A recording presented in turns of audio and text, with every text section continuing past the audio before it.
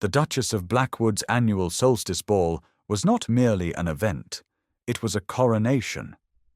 For one night, the great ballroom of Blackwood Manor became the undisputed centre of the county, and its mistress, Duchess Beatrice, the sun around which all lesser stars revolved. Tonight she was particularly radiant, a vision in crimson silk, and a river of diamonds that caught the light from 1,000 candles. The orchestra played, champagne flowed, and the air was thick with the scent of winter roses and expensive perfume. Then the music faltered. It did not stop at once, but rather unraveled, a string quartet losing its way as a collective gaze was pulled towards the grand archway. A woman stood there. She was not announced. She wore a gown of midnight blue velvet, a colour so deep it seemed to drink the candlelight. It was a dress of impossible simplicity in a room of ostentatious glamour, devoid of lace or jewels, its only ornament the quiet dignity of its wearer. Her hair was dark, upswept in a plain chignon that revealed the elegant line of her throat. It was her stillness that commanded the room. She did not pause at the threshold for effect. She simply stood, her presence a sudden, jarring note of truth in a symphony of artifice. A wave of whispers washed across the marble floor. "Who is she? My heavens, the resemblance! Is that not the very image of the late Duke's sister?" Glasses were frozen halfway to lips. Fans snapped shut. On the small dais at the far end of the room, Duchess Beatrice's painted smile tightened, then dissolved entirely. The blood drained from her face, leaving a mask of powdered chalk. Beside her, the family solicitor, Mr. Silas Croft, took a half-step back, his hand instinctively going to his starched collar as if it had suddenly begun to strangle him.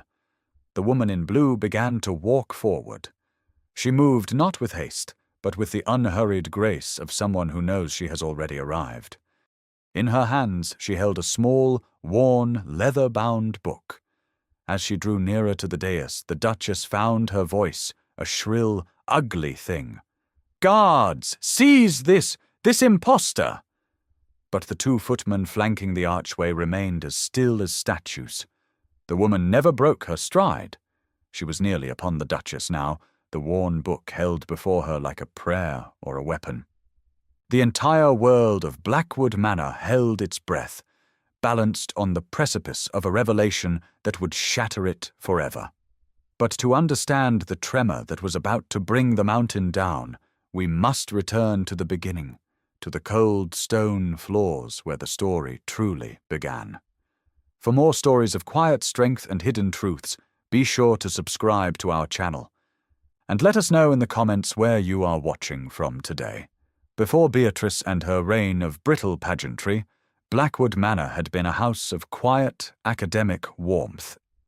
The old Duke, Alistair Vance, was a man more comfortable with books than with ballrooms, his heart given not to a society bride, but to a woman the world never knew, a painter of local renown named Isabel, Eleanor's grandmother.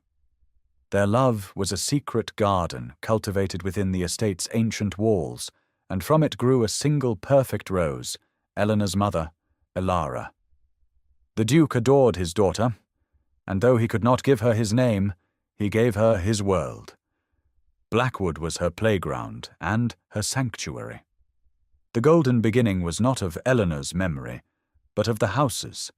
It remembered the scent of the lemon cakes Mrs. Gable, then a young head cook, would bake for Elara, leaving them to cool on the sill of the morning room where the sun fell in buttery shafts. It remembered the sound of the Duke's gentle voice reading poetry aloud in the great library, the fire crackling in the hearth, its flames dancing in the reflection of Elara's wide, curious eyes. The house remembered the specific weight of happiness, of a father's love for his child, a love unburdened by title or expectation. Elara grew up and, like her mother, fell in love with a good man of no station, a village schoolmaster. They married and were happy, and the Duke gave them his blessing and a small cottage on the edge of the estate. When Elara gave birth to a daughter of her own, Eleanor, The Duke's joy was complete. He saw in his granddaughter the same bright spirit he had loved in her mother and grandmother. He resolved in the autumn of his life to correct the world's injustice. He would make Eleanor his legal heir. He drew up a new will, a document of profound love and quiet rebellion, leaving the entirety of the Blackwood estate and its fortunes not to a distant, grasping cousin, but to his granddaughter, Eleanor Vance. But fate is a cruel editor of stories. A winter fever took Elara and her husband within a week of each other, orphaning young Eleanor. Months later, the Duke himself, his heart broken, suffered a fall from which he never recovered. In his final, fog-bound days, his ambitious, recently hired companion, the widow Beatrice, saw her chance. With the help of a craven solicitor, she produced a different will, a hastily forged document that named her the sole inheritor. The true will and the Duke's private diaries that told the whole story vanished. Eleanor, a child of 5, was sent to the parish workhouse, her name and her legacy erased, a ghost forgotten by the house that was her birthright. The golden age of Blackwood was over. An age of iron and cold glass had begun. 13 years later, a girl of 18 named Eleanor arrived at the servants' entrance of Blackwood Manor, sent from the workhouse to serve as a scullery maid. She knew nothing of her connection to the place. To her it was simply a roof, a refuge from the far greater miseries of the parish. Her world became the cavernous lower kitchens, a realm of steam, soot, and the ceaseless scouring of pots and pans. Her hands, once soft, became chapped and raw from the harsh lye soap. The slow erosion of her spirit was the Duchess's daily project, a campaign waged with quiet administrative cruelty. It was never a single dramatic blow, but 1,000 tiny cuts. It was the way Beatrice would trail a gloved finger along a polished serving platter, pronounce it filthy, and command Eleanor to repolish the entire silver service, a task that would keep her working on her feet until dawn, her arms aching with a deep, burning fatigue. It was the public humiliation in the main hall, when a visiting lady dropped a glove, and Eleanor, passing by, instinctively stooped to retrieve it. Beatrice's voice, sharp as shattered ice, cut through the polite chatter. "Do not touch that. We have footmen for a reason. Go back to your scullery, girl. You are spreading grime."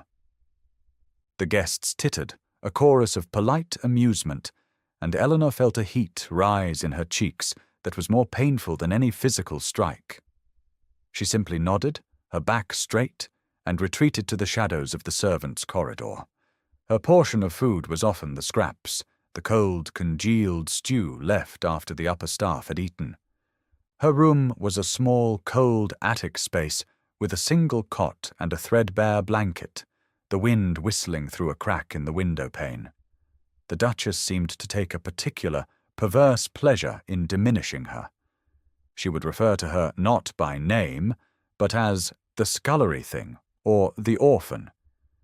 She would invent transgressions, a missing teaspoon, a scuff on the marble floor, and dock the pittance Eleanor earned, ensuring she remained trapped, dependent, and powerless. Through it all, Eleanor did not weep, not where anyone could see. She did not complain or beg for fairness. She absorbed the cruelty with a disquieting composure. In the long, lonely hours of her work, she learned the house. She learned its sounds, the groan of the dumbwaiter, the specific creak of the third stair on the servants' staircase, the sigh of the great house settling at night. She learned its smells, the beeswax used on the ballroom floor, the lavender Mrs. Gable used to scent the linens, the damp, earthy smell of the cellars. Mrs. Gable, the housekeeper who had served the old Duke, watched the girl with a growing, unsettling sense of familiarity. She saw the ghost of Elara in the girl's posture, in the way she held her head. She saw the old Duke's kindness in the way Eleanor would share her meagre bread with a stray cat by the kitchens. She started leaving a cup of warm milk for Eleanor at the end of her long nights, a small, unspoken act of solidarity. The house was a place of grinding misery, yet for Eleanor it was also becoming a map. And she was, without knowing it, beginning to learn its secrets. The discovery, when it came, was not a matter of luck, but of competence. The Duchess Beatrice, who considered herself the soul of Blackwood Manor, rarely ventured into the late Duke's private study on the west wing. She found its endless shelves of leather-bound books and its lingering scent of pipe tobacco and old paper to be a silent rebuke to her own glittering emptiness. She ordered it kept locked, to be dusted once a season. It fell to Eleanor, on a bleak November afternoon, to undertake the task. The room was cold, the air thick with the dust of years. As she worked, her movements were methodical, born of long practice. She polished the heavy mahogany desk, wiped down the globes, and dusted each leather spine. Her final task was to scrub the wide oak floorboards. Down on her hands and knees, with her bucket of lye water and a stiff brush, her world was reduced to the few feet of wood before her. It was in this state of focused humility that she noticed it, a faint, unnatural scuff mark near the base of a towering, ornate bookcase that no one had likely moved in half a century. It was a detail a casual cleaner would miss, but to Eleanor, whose survival depended on meticulous observation, it was a discordant note. Her curiosity, a faculty the Duchess had tried so hard to grind out of her, stirred. After the other servants had retired for the night, she stole back to the study, a single candle her only companion. The bookcase was immense, a monolith of carved oak and heavy glass. It seemed impossible to move. But Eleanor, small as she was, possessed a wiry strength forged by years of hauling coal scuttles and water buckets. Bracing her feet, she pushed. The great piece groaned, scraping against the floor, but it moved inch by painful inch. She pushed until a gap of a foot was opened, revealing the floorboards beneath. There, just as she'd suspected, was the outline of a single loose board. Her heart began to beat a frantic rhythm against her ribs. Using the tip of a fireplace poker, she pried it up. It came away with a soft sigh of displaced air, revealing a dark, shallow cavity beneath. Nestled inside, wrapped in oilcloth, was a small leather-bound diary and a thick sheaf of folded vellum tied with a faded blue ribbon. Her hands trembled as she lifted them out. She could not read well, the workhouse had taught her only the barest rudiments of letters, but she could make out the name inscribed on the diary's cover in elegant, faded gold leaf. Alistair Vance. And on the vellum, sealed with the Duke's own signet ring pressed into dark red wax, she could see the words, "Last Will and Testament." She did not understand what she held, not yet. But as she sat there on the dusty floor, the candle flame dancing in her wide eyes, she felt a profound and certain conviction that she had just found the heart of the house, a heart that had been silent for far too long. Eleanor knew she could trust no one but the old housekeeper. Late that night, when the great house was asleep, she found Mrs. Gable in her small sitting room off the main kitchen, darning socks by the light of a single lamp. Without a word, Eleanor placed the diary and the will on the table between them. Mrs. Gable looked from the items to the girl's pale, earnest face, and a flicker of understanding, of dawning, earth-shattering truth, lit her tired eyes. She picked up the will first, her fingers, gnarled from a lifetime of work, breaking the brittle wax seal. As she unrolled the vellum, a soft gasp escaped her lips. Her eyes scanned the document, her lips moving silently. Then she looked at Eleanor, and her expression was one of awe and sorrow. "My child," she whispered, her voice thick with emotion. "This is the true will. I was there the day he signed it, in this very room." Her gaze fell upon the diary. For hours, with Eleanor sitting motionless beside her, Mrs. Gable read aloud from the old Duke's elegant script. She read of his deep and abiding love for a woman named Isabel, and of the birth of their daughter, Ilara. She read passages filled with a father's overwhelming affection, descriptions of a little girl with dark hair and serious eyes who loved lemon cakes and the scent of rain on the garden soil. And finally, she read the entries from the last year of his life, his heartbreak over Ilara's death, and his unshakable resolve to see his granddaughter, Eleanor Vance, raised as the mistress of Blackwood, the home that was her birthright. The story of Eleanor's own life, a life she never knew she had, unfolded in the quiet, lamp-lit kitchen. When Mrs. Gable finished, there were tears streaming down her weathered cheeks. Eleanor did not cry. Instead, a cold, clear resolve settled deep within her. The housekeeper's grief soon gave way to a steely determination. "The witnesses," she said, her voice firm. "I remember them. Old Thomas, the head groom, and John Hemlock, the gardener. The Duchess dismissed them both without cause a month after the master's funeral, said they were too old, but I know where they live. Thomas is with his daughter in Oakbend, and John has a cottage by the river." Over the next few weeks, a secret counter-offensive was mounted from the servants' quarters of Blackwood Manor. Eleanor, using the few shillings she had painstakingly saved, paid a stable boy to carry a message to the nearby town of Millingport to a young parish solicitor named Mr. Audley, a man known for his sharp mind and his open disdain for the sycophantic Mr. Croft. Mrs. Gable arranged a secret meeting. On a moonless night, Eleanor, disguised in a borrowed cloak, slipped out of the manor and met Mr. Audley, Thomas, and John in a quiet country inn. The two old men confirmed without hesitation that the will Eleanor had found was the one they had witnessed the Duke sign.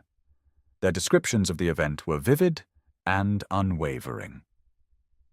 Mr. Audley examined the document, his eyes sharp. He compared it to the forged will on file at the county records, a copy of which he had procured. The forgery was clever, but not perfect. The signature was subtly different, the paper not quite right. A plan was formed, audacious and precise. The Duchess's solstice ball, the pinnacle of her social reign, would be the stage for her downfall. It was the one night of the year when the whole of the county's society would be gathered under one roof, an audience for a truth they had helped to bury. The evening of the solstice ball arrived on a wave of biting wind and a dusting of snow that glittered on the ancient stones of Blackwood Manor. In her lavish apartments, Duchess Beatrice preened before a full-length Venetian mirror. Her gown was a confection of crimson silk and gold embroidery, so laden with jewels that she moved with a stiff, regal slowness. She practiced the condescending tilt of her head, the dismissive flick of her fan, the smile that never reached her cold, calculating eyes. To her, this night was the culmination of her life's work, a testament to her triumph over obscurity. She was the Duchess of Blackwood, absolute and unassailable, and the world would once again bow before her. Downstairs, in the quiet heart of the house, a different kind of preparation was underway. In Mrs. Gable's small sitting room, Eleanor stood as the old housekeeper made the final adjustments to her attire. The gown was not new. It was the dress Ilara, Eleanor's mother, had worn to her own small wedding celebration, a simple, perfectly cut gown of midnight blue velvet that Mrs. Gable had kept wrapped in lavender and tissue paper for nearly 20 years. As she slipped it on, Eleanor felt not the chill of a ghost, but the warmth of a legacy. It fit as though it were made for her. She wore no jewels, no ornaments. Her power was not in what she wore, but in what she knew. Mrs. Gable gently tucked a stray wisp of hair into the simple chignon at the nape of her neck. "Your mother would be so proud," she whispered, her voice catching. "Your father, too." Eleanor met her gaze in the small, cracked mirror on the wall, and for the first time she saw not a scullery maid, but the daughter of Ilara, the granddaughter of the Duke. She saw a Vance. She placed her hand over Mrs. Gable's. "Thank you," she said, her voice low but steady. "For everything." A quiet network of loyalty hummed through the servants' corridors. The footman assigned to the ballroom doors had been hand-picked by Mrs. Gable. The butler had ensured that Mr. Audley, along with his two elderly, plainly dressed clerks, Thomas the groom and John the gardener, had been admitted without fanfare and placed in a discreet but visible position near the orchestra. Every detail was in place. As the orchestra in the grand ballroom struck up its first waltz, Eleanor took a deep breath. She was not arming herself with silk and diamonds, but with truth and memory. She was ready. Eleanor stepped into the blazing light of the ballroom. The music, a lively waltz by Strauss, did not so much stop as it did collapse. A violinist's bow skittered across his strings with a discordant screech. The pianist's hands froze above the keys. A profound, unnatural silence fell over the glittering assembly, a silence broken only by the rustle of silk and 100 sharp, indrawn breaths. Every head turned. Every eye was fixed upon the woman in the simple velvet gown who stood in the grand archway. Whispers erupted, spreading through the crowd like fire through dry grass. "Who is that?" "Good heavens, she is the very image of the portrait of Lady Annalise in the gallery." "Look at the Duchess. She looks as if she's seen a ghost." On her dais, Beatrice's face was a ruin of her earlier triumph. Her crimson lips were a thin, bloodless line. "What is the meaning of this?" she demanded, her voice a shrill tear in the fabric of the silence. "Remove this person at once." She gestured imperiously to the footmen, but they stood their ground, their faces impassive, their eyes fixed on Eleanor. The girl began to walk forward, her pace measured and calm. She moved through the parted sea of guests, who shrank back as if from a spectre. Her focus was singular, aimed directly at the woman on the dais. The Duchess's solicitor, Mr. Croft, moved to intercept her, his face slick with sweat. "Ah, this is a private gathering," he hissed, his hand outstretched. "You have no right." He was cut short as two figures stepped from the crowd to block his path. They were old men, dressed in simple but clean Sunday suits, their faces weathered by sun and time. It was Thomas, the former head groom, and John, the gardener. They said nothing, but they planted themselves before the solicitor like two ancient oak trees, and he fell back, sputtering. Eleanor did not pause.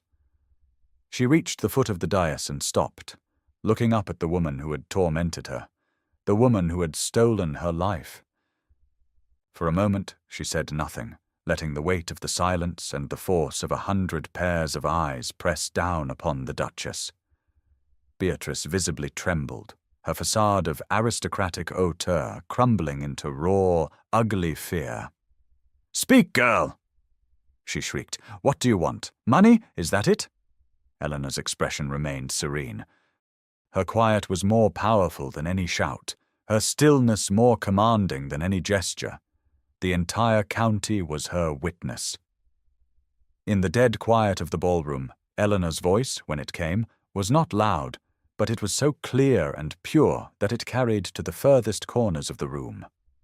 "I have not come for money, Your Grace," she said, her gaze locked with Beatrice's. "I have come for what is mine." She raised the small, leather-bound book she carried. "This was my grandfather's diary, the diary of Duke Alistair Vance." A collective gasp went through the crowd. Beatrice's eyes widened in horror. "In it," Eleanor continued, her voice steady, "he writes of his daughter, Ilara, my mother, and he writes of me." She opened the book to a marked page and read a single, short passage. Her voice did not tremble. "Today my granddaughter, my Eleanor, took her first steps. I see in her the same fire that I so loved in her mother and grandmother. The world may have denied them their place, but it will not deny her. Blackwood is her blood. It is her soul. It will be her home forever. This I swear." The Duke's words, filled with a love that had outlasted death and deceit, hung in the air. Before Beatrice could form a response, a man stepped forward from the edge of the crowd. It was Mr. Audley, the parish solicitor. "And this," he announced, his voice ringing with authority as he unrolled a large sheet of vellum, "is the Duke's true last will and testament, which confirms his final wish." He held it up for all to see. "It is dated and signed by the Duke, and witnessed by these two gentlemen, Mr. Thomas Good and Mr. John Hemlock, who stand before you now." The two old men nodded grimly. Mr. Croft lunged forward. "A forgery! A pathetic forgery!" he cried, his voice cracking with desperation.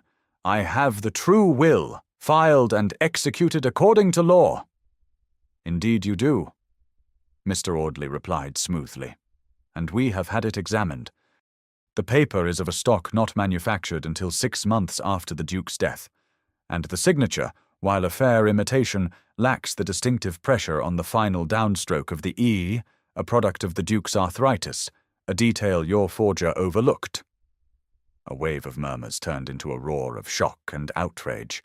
The entire edifice of Beatrice's life was collapsing in a single, ruinous moment. All eyes were on her. She looked from the will to the diary to the faces of her guests, faces that now held not admiration, but disgust and contempt. She was no longer a duchess. She was a common thief in a fancy dress. She turned her fury on Eleanor, her face contorted with hate. You grubby little kitchen rat!" she spat. "I gave you a roof over your head. I fed you, and you spent your time plotting behind my back." Eleanor looked at her, not with triumph, not with hatred, but with a kind of profound, sorrowful pity. She took one step closer and delivered the final, devastating truth, her voice a quiet murmur that was louder than all the Duchess's shrieks. "You were not scrubbing a floor, Your Grace," she said softly. "You were polishing a memory you could never erase." The line landed with the force of a physical blow. There was no reply to it. Beatrice simply stared, her mouth open, her mind finally grasping the totality of her defeat. Eleanor held her gaze for a beat longer, then turned, without a backward glance, and walked away. She did not run. She did not wait for applause. Her work was done. She simply walked out of the ballroom, leaving the chaos, the scandal, and the ruin of Duchess Beatrice behind her. The fallout was as swift as it was absolute. The solstice ball did not so much end as it did evaporate. Within minutes of Eleanor's departure, the guests fled as if from a plague house, eager to distance themselves from the epicenter of the scandal and to be the first to spread the tale. By dawn, the story was on the lips of every lord and stable boy in the county. The Duchess of Blackwood was an impostor, a forger, a common thief. The quiet scullery maid was the true heir. Creditors who had been held at bay by the Duchess's name and title descended on the manor by the dozen, their carriages lining the great oak drive. Mr. Croft, the solicitor, was arrested before noon, his panicked confession implicating Beatrice in every detail of the fraud. Stripped of the title she had usurped and facing a mountain of debt she could never repay, Beatrice of Blackwood was ruined. She left the manor not in a grand ducal carriage, but in a plain hired coach, with a single trunk containing what few possessions were truly hers. No one saw her go. The law moved quickly. With the testimony of the witnesses and the irrefutable evidence of the diary and the true will, Eleanor's claim was formally recognized within a matter of weeks. She was no longer Eleanor the scullery maid, but Lady Eleanor Vance, the rightful mistress of Blackwood Manor. Her first day as chatelaine was not spent in celebration. There was no grand party, no triumphal display. Instead, she walked through the silent, echoing halls of her home, reacquainting herself with the place she had only ever known from her hands and knees. Her first official act was to walk down to the servants' hall. She gathered the staff, who looked at her with a mixture of fear and awe. She did not make a speech. She simply announced that Mrs. Gable was now in charge of the household, that wages would be raised, and that any who had been unjustly dismissed by the Duchess were welcome to return. Her second act was to go to the great library, the Duke's study, and throw open the heavy velvet curtains, letting the winter sunlight stream in, chasing away the dust and shadows for the first time in nearly 2 decades. She began the quiet, steady work of restoration. She went through the estate ledgers, a practical mind, honed by years of making a little go a long way, quickly grasping the extent of Beatrice's mismanagement. She met with tenant farmers, listening to their troubles and lowering exorbitant rents. She began planning the restoration of the gardens, which had been left to grow wild. She was not performing the role of a great lady. She was simply tending to her home, her competence rooted not in title, but in a deep, abiding care for the place itself. Respect, she knew, was not a birthright. It was earned, one small, decent act at a time. The community that began to form around her was one built on this earned trust, not on the fragile foundation of rank and spectacle. A year passed. The seasons turned, and under Eleanor's steady hand, Blackwood Manor began to heal. The gardens, once choked with weeds, were now a riot of colour, the scent of roses and lavender once again drifting through the open windows of the house. The fields were productive, the tenants were content, and the house itself seemed to breathe more easily, its halls filled with sunlight and the quiet hum of purposeful work instead of the brittle tension of Beatrice's reign. One late summer afternoon, as Eleanor was in the west garden discussing the planting of new apple saplings with John Hemlock, who was now her head gardener, she saw a plain, mud-splattered carriage make its way slowly up the drive. It stopped before the main entrance, and a lone figure emerged. The woman was stooped, her dress a faded, mended grey, her face thin and etched with hardship. It took Eleanor a moment to recognize Beatrice. She had come alone, with no driver, no footman, no retinue. Eleanor watched as the former Duchess approached the grand front doors, then hesitated, her hand hovering over the great brass knocker before falling back to her side. She seemed to understand, finally, that she had no right to enter that way. She turned and walked with downcast eyes towards the terrace where Eleanor stood. Eleanor did not retreat. She stood her ground, waiting with a quiet composure. Beatrice stopped a few feet away, unable to meet her gaze, her eyes fixed on the gravel path. I have come to," she began, her voice a dry, rasping whisper, a ghost of its former imperious tone. "I have no money left. Nowhere to go. I came to ask, to beg for some small allowance, a cottage, anything." She looked up then, and for the first time Eleanor saw not a villain, but a broken, desperate woman, stripped of all her illusions. There was no pride left in her, only the raw, humbling reality of her ruin. Eleanor listened in silence. She looked at the woman who had caused her so much pain, who had tried to erase her very existence. She could have turned her away. She could have savoured this final, total victory. But the victory had been won a year ago, in the ballroom. This was something else. After a long moment, she gave a single, slow nod. "I will arrange for a small annuity to be paid to you," she said, her voice calm and even. "And there is a vacant cottage in Northwood, by the sea. It is far from here. You may live there." She did not invite her in. She did not offer tea. She offered mercy, but not intimacy. Beatrice stared at her, her mouth agape, as if she could not comprehend the grace she was being shown. Tears welled in her eyes.